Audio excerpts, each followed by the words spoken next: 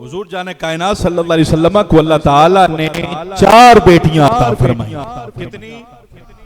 بولیے ذرا کتنی؟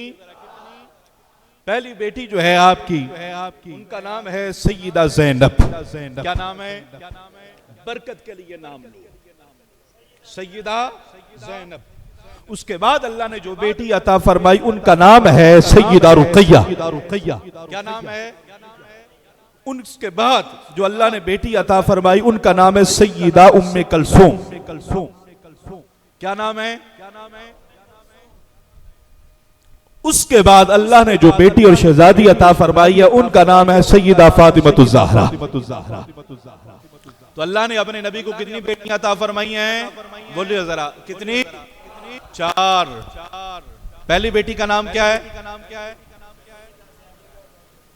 اور دوسری بیٹی کا نام کیا ہے؟ تیسری بیٹی کا نام کیا ہے؟ چوتھی بیٹی کا نام کیا ہے؟ تو اللہ نے 4 بیٹیاں عطا فرمائی.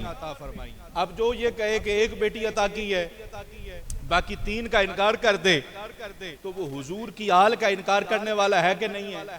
اللہ نے دی ہیں 4, وہ کہتا ہے نہیں ایک ہے, 3 کو نہیں مان رہا معاذ اللہ. اور اہل بیت کا انکار بھی کرتا رہے. اس سے بڑا لعنتی کوئی بے ایمان ہو سکتا نہیں ہے. اللہ نے اپنے نبی کو جو 4 بیٹیاں عطا فرمائی ہیں اس میں سے 2 بیٹیاں یکے بعد دیگرے مصطفیٰ نے حضرت عثمان غنی کے عقد میں عطا کی ہیں. رضی اللہ تعالی یہ حضرت عثمان غنی کے نکاح میں آئیں اور جب ہجرت کر کے مدینہ طیبہ گئے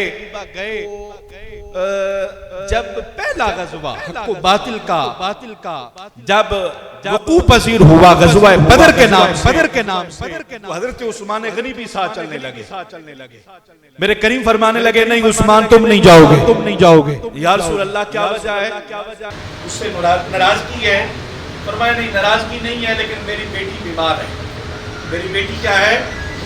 تمہاری زوجہ اور میری جو بیٹی ہے رقیہ وہ ہے بیمار.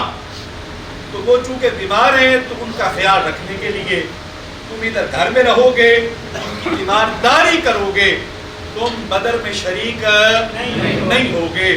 تو آنکھوں میں آنسو آ گئے. یا رسول اللہ بدر میں شریک ہونے کا جو اجر و ثواب ہے.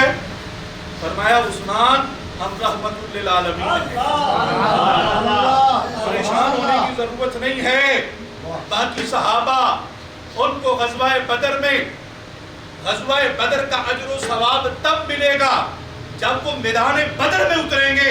لیکن عثمان میں نبی رحمت للعالمین اعلان کرتا ہوں کہ تو اپنے گھر میں بیٹھا ہوگا اور اللہ تمہیں غزوہ بدر میں شریک ہونے والوں کے برابر اجر و ثواب عطا فرمائے.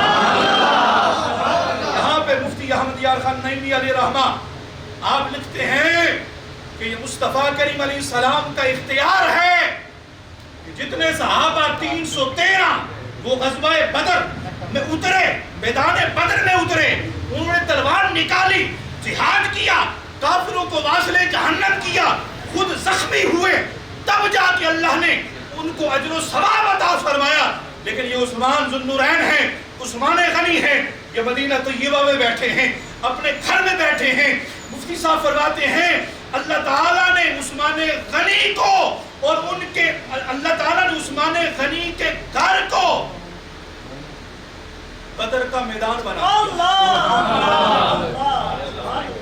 بدر کا میدان بنا دیا ہے. آپ گھر میں بیٹھے ہیں, اللہ تعالیٰ نے غزوہ بدر میں شریک ہونے کا اجر و ثواب عطا فرمایا.